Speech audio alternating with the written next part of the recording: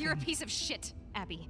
There's no doubt that The Last of Us Part 2 has been an extremely controversial game. Very rarely is a fan base so torn up like this, and it's definitely one of those games that's going to go down in history for turning heads. This video, I have to warn, does include spoilers, but if you're looking for a spoiler-free review of how much I love the gameplay mechanics of The Last of Us Part 2, I will have a link for my other video down in the description. I can assure you there are no story spoilers in that video, and I only used gameplay from fairly early on in the game to keep things extra safe. Now that anybody who doesn't want spoilers is gone and it's safe to continue, I'll start. See, if you watched my last video, you'd know I loved the gameplay this game had to offer, but something made me mad. But I was staying spoiler free, so obviously I couldn't say what it was in that last video. And that thing was Abby. See, I was loving this game so much and I was struggling to figure out why people were so angry. I kinda figured it might have been Joel's death at the start of the game, but still, that wasn't a good enough reason to review bomb the game. But until I completed my third day as Ellie and realised I had to play through 3 days as Abby, that's when I got annoyed. At its core, the gameplay fundamentals were still all there, but you spend the first 12 hours of the game building up this hatred for Abby's character because of what she did to Joel. And honestly, I don't know if everyone else is like this, but I've never felt so devastated from any movie, television show, a game, or straight up any story the way I did when Joel died. And this was only 2 hours into the game. That's kind of why I feel you need to play the first game to fully appreciate the whole reason why Ellie goes to Seattle to avenge Joel. You spend the whole course of The Last of Us Part 1 seeing Joel and Ellie's relationship grow, and you get all the emotional ups and downs that that first game offers before jumping into the sequel. The whole emotion surrounding Joel's death is essentially missed if you didn't experience the first game's sections where Ellie is forced to look after a near-dead Joel, who I initially thought was dead when I played the first game, and I'm not sure if that was intentional, or if you didn't watch that cutscene of Joel bursting into the hospital room, the impact Naughty Dog wanted to have on you when he died. And why do I go into so much detail about why Joel's death is so moving? Because Abby is the main antagonist of the game. She made you feel so devastated, and she is the main person who Ellie has to hunt down in Seattle and kill. I was very much okay with that being the plot of the game. You had that emotional moment to kick things off, and killing Abby seemed like a very fair objective that you would want to do. And my problem with Abby isn't the character herself. I think Naughty Dog did a great job of making the main antagonist a villain, and that's what an antagonist is meant to be. But to find out I had to play as her was a real kick to the head. Like, even before she killed Joel, and you have that section at the start of the game where you're being chased in the snow as Abby, I didn't want to play as her.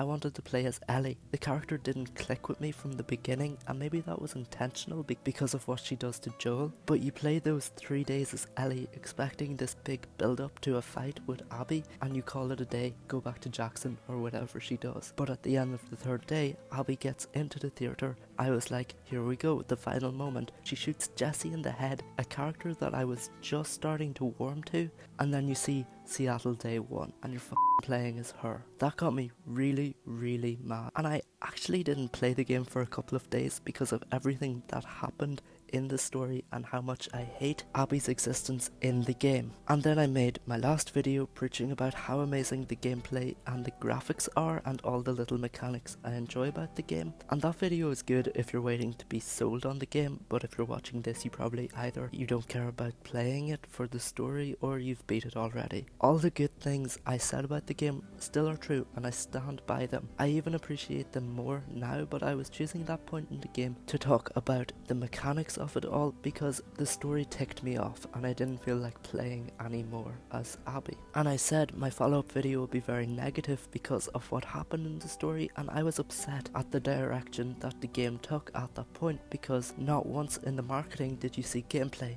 where you are Abby. I stayed free of all the leaks because I wanted to go into the game blind just like anybody would in a story game like this. The back of the box doesn't even show Abby or mention Abby. I was sold on this game being a revenge story that Ellie undertakes. Joel's death may have been a little bit easily predicted, but still, I knew it was going to be a revenge story. None of this switching character thing. And I just assumed, okay, 3 more days as Abby, I'll do them as fast as I possibly can. No exploring, no stealth, just rush through it to get to the final fight between Ellie and Abby and be done with the game. And that's where I was wrong, because there are a few more amazing chapters at the end of the game, despite that bit where you have to play as Abby for half an hour in California. I love what they did to wrap things up. I was also wrong because I figured I would hate every moment spent playing as Abby, but I genuinely didn't, and I shouldn't have just assumed that from my initial reaction to being forced to play as her. The gameplay, apart from losing your skill tree upgrades and weapon upgrades, was essentially the same once you switch character. She actually plays a little bit more like Joel in the first game, which is interesting, and it was probably intentional. And yeah, I was moody for a couple of hours while playing as Abby, but once I accepted, the detail in this game is still almost unparalleled in anything else, and the story is still good. I started enjoying myself again. What bothered me the most was how quick the character switch was. Playing as Ellie, you're determined to hunt these people down and finally get justice by killing Joel's murderer. So to see Abby shoot Jesse in the head and go straight to playing as her was just a lot very fast, when you've already spent a long time building up this hatred for her. The more I played as Abby, however, the more I wanted to know how it all ends. And like I said, the gameplay is still first class, so I was wrong to be so harsh with my initial thoughts when the character switch happened. I still really hate Abby's character though. I didn't feel the emotions other people had when awful things happened to Abby, like other players may have, or probably how the developers wanted people to feel, because I didn't want to have an emotional attachment to Abby's character. I wanted to see how it all ended and what happened with Ellie. The fact you're meant to sympathise with Abby because it was Joel who killed her father didn't strike any chords with me, because I played the first game and I felt the intensity of rescuing Ellie from that hospital, because you spent the entire game moving her across the country. So you care way more about what Joel had to do than the fact Abby lost her father. You care more that Abby killed Joel than the fact Abby was just trying to get revenge. You care more about Ellie, Dina, Jesse and Tommy getting a happy outcome more than Abby's reason for revenge, because at the end of the day, Abby is the villain of this story. The developers can do anything they want to make you sympathise with her, to show her connections to the people around her that might make you think she's just as much of a person as Ellie, Dina, Jesse, Tommy or Joel, but that didn't work with me. It goes deeper than Ellie and Joel's relationship too.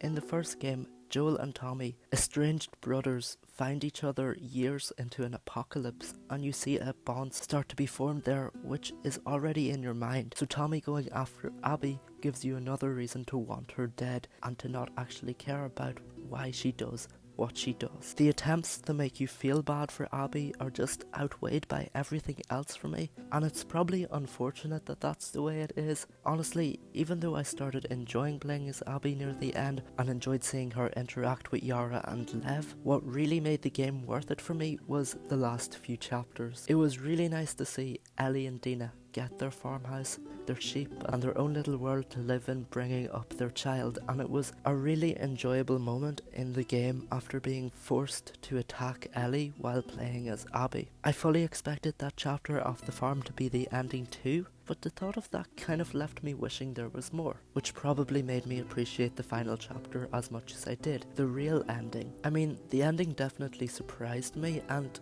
it was almost what I wanted. I mean, at the end of the day, I feel it was a brilliant end to a brilliant game. My only issue with the ending is, however, she should have killed Abby. That would have been a satisfying conclusion to the game. At the end of the day though, that last fight where they were both extremely weak was intense and impactful, and it was basically what I wanted, because Abby may not have been killed, but the way they left it was gritty and emotional, and it just worked. So yeah, I was wrong about The Last of Us Part 2, but I'm really glad I didn't just straight up not come back to the game, because I would have really been missing out on something amazing. All in all, The Last of Us Part 2 has to be a 9 out of 10 from me. Not a perfect score, because having to play as someone I hated really took me out of the experience for a little bit. But a few hours later, things picked up again and I started enjoying my time with the game. That's it for my second video on The Last of Us Part 2. If you're interested in learning more about the mechanics of the game, I will have linked down in the video description my video on how much I loved the effort Naughty Dog put into the gameplay.